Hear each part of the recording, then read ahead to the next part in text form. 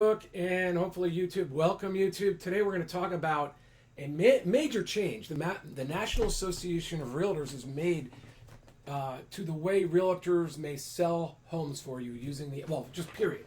If you're a member, if your realtor is a member of the National Association of Realtors, and in most cases that's going to happen, and in most cases it probably should be that way if you're depending on an expert. The National Association of Realtors has banned pocket listings. So let me just bring you over to this. I checked this in other sources. I checked the San Diego Association of Realtors, North San Diego County Association of Realtors, and other realtor associations in California, and this is true. They're either already made the change or they're saying it's going to change by May 1st. And now, since we're in the middle of March, the end of February, most people, their homes could be on the market by May or after. So this change is going to affect just about everybody unless you're selling really soon. And for those of you thinking about it, you might want to. But first, I think you want to hear about how this is going to affect you and why it affects you. So let me pull you over to this article. This is just one of many articles. In fact, if I go backwards, you can see, if you type in NAR bans pocket listings, you'll get all this stuff. I mean, it's the case now. So let me go forward. I hope I kind of like this article because it said it succinctly. Here it is. So back in November, they voted on Monday to ban controversial practice of pocket listings. Now, let me just say, a pocket listing is the idea that the listing realtor, just one realtor, has it in their pocket with their brokerage, and they don't. In my definition, although there could be another, they're saying you're not going to put it on the MLS yet. You're going to market it to your brokerage's buyers or your buyers. You might even do some local marketing. You might do Facebook and other marketing, but you're not putting on the MLS and offering money to buyer's agents. So let me just go over this. So normally you work with a listing agent. They say it's going to be 5 or 6%, and they keep half, and they put half on the MLS for the buyers. Now, most listing agents are hoping they also get to represent the buyer and make that entire commission, but that probably only happens. I've seen numbers like 7% of the time, 10% of the time, or less. Normally, the buyer's agents brings the buyers to your property.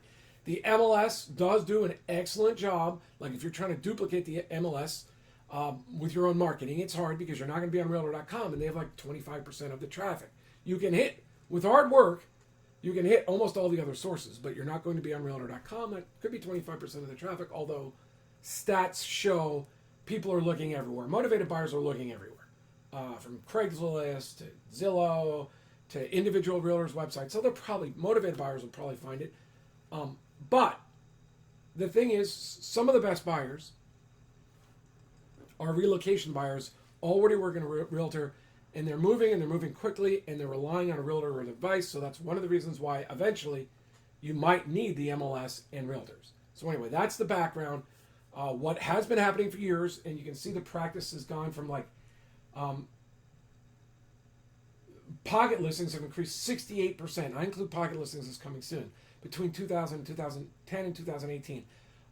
People were able to contact the listing realtor, and the listing realtor could explore their market by not putting it on the MLS. Now, a few things could happen. One, celebrity homes, famous homes, high-end homes, they don't always want to know they're going on the market because too many of them may hold down the prices. So they're like, I don't want to put my house on the market and compete. But since you've already got one of these listings, if your buyer doesn't like that one, show them mine. Tell the other agents in your office about it. Tell all the agents that you may know, but I don't want it on the MLS. 2, a lot of times you could spend, I've referred properties out to people. I've asked realtors to do, I've done this for clients.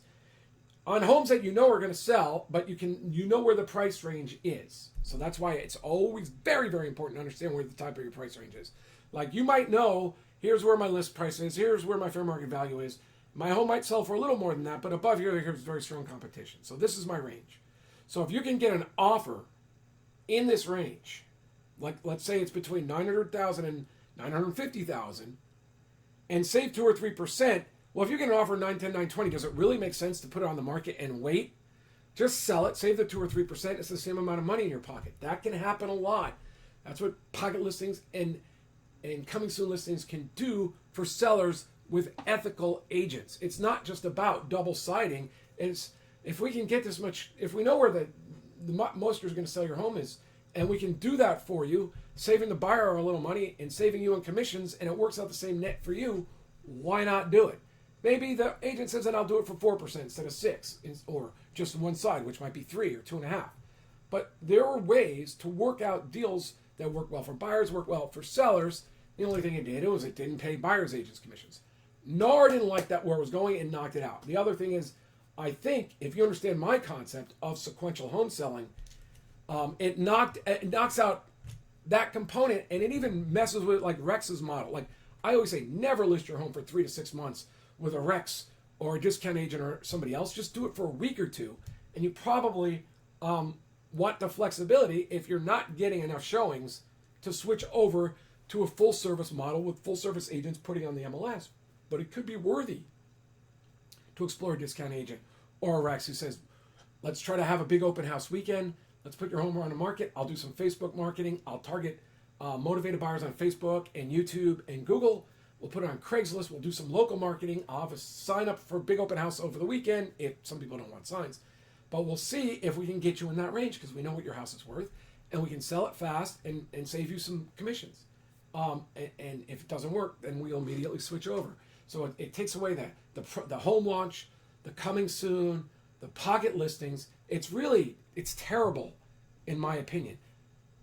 NAR did it to knock out competing things, and I guess sometimes the theory would be is that if the consumer didn't know what they were doing, the agent with the pocket listing might make 5 or 6% and not really get you the full price. Yes, it's true. Being on the MLS may bring more buyers to the market, and in the case of hard to price homes, it's probably important to be there. But if people know the price and you know the competition, you should have that flexibility to sequence your listings and work with the agents the way you want to work with them.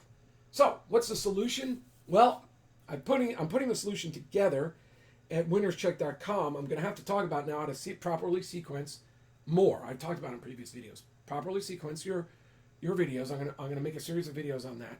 And then, I can just tell you right now, the first thing, whether it's pricing or a home walkthrough with your disclosures, they're sort of tied together. Before hiring a real estate agent, you now know more than ever, because agents are so good when they come to your home getting to sign on the dotted line. If they're really good, they're saying, don't worry, 24 hours, 48 hours, you can cancel, or you can cancel at any time. So just sign today and we'll get started.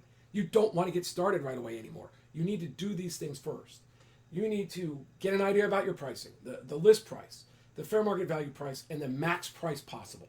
So that when you go through the home, you then go through your home room by room review. I like to just use the write down what you're doing into your disclosure statements, because I have the other videos why it's so important to do disclosures ahead of time. It helps your realtor. You certainly want all the buyers to acknowledge they've received it and make offers conditioned on that. I've got other videos on it and why, and you can see more at winnerscheck.com. You want to do that pricing and home by home disclosure, and then you can determine whether you want to work with a full service agent, what kind of agent you want to work with, whether you want to sequence your showings. You can't really make good decisions unless you've gone through this exercise. And you can no longer depend on agents to help you out. Like I used to say, just if you're working with agents, have them put your home on the market for a week or two, explore the market. You can't do that anymore because they have to put their homes on the market. Here it says 24 hours. I've read other MLSs saying it's 48 hours because it gives them time to sign, signature, get some pictures taken, and put it on the MLS. You're no longer going to be able to explore the market on your own to get a good idea about prices. So I'm not saying always, like if you're the type of person that I just need to put in my agent's hands, well then hire the very best agent and trust the process. Make sure the agent has good multiple offer negotiation skills and can prove it to you. 20, 30 sales, good communication skills. But before you go to only you cannot go to a discount broker. You cannot go to an agent that hasn't had 20 or 30 listings and see how they do anymore. You can't test them out. You can't do a pre-market MLS. You can't do a pocket listing with them. It's so vital now that you have an idea of what you want to accomplish before talking to agents. So if you want to find out more, go to winnerscheck.com. That's sort of I frankly, I understand why NAR did it, because they're seeing so much competition. They're seeing how it works so well for some buyers and how some sellers, although some sellers probably got screwed by bad agents, it worked so well for knowledgeable sellers and they've banned it. They've banned coming soon. I can't believe they banned coming soon in pocket listings. It's so obviously, especially when they're getting sued by plaintiffs' lawyers. It's just amazing to me. But nevertheless, they're locking their agents and you in. I think it's opening the door massively to alternative home selling processes. It's time. It's time. We're going to see. I predict right now over the next 5 years, we're going to see sequential home selling. The pre-realtor process with maybe the help of an attorney, and then the realtor process, because we've got technology and now we've got NAR trying to do their last leveraging here, tying all the realtors' hands to do it their way. And it's actually going to cause a demarcation, a line of demarcation. If realtors, if you're smart, you're going to stop NAR from doing this. Lawyers, if you're smart, you're going to see this as a massive opportunity. I'm going to start promoting it. And the public, it's now time for you to leverage. It's time for you to go sequential in your selling. For those of you that don't want to just put it in the hands of a realtor, I understand. People are busy. People want competence. In that case, just go to winnerscheck.com. We'll help you select the very best agent, and boom, you're there. But for those of you that want to make sure you're getting the best, you should consider the home sequencing sale. Thanks. Talk to you later. Bye.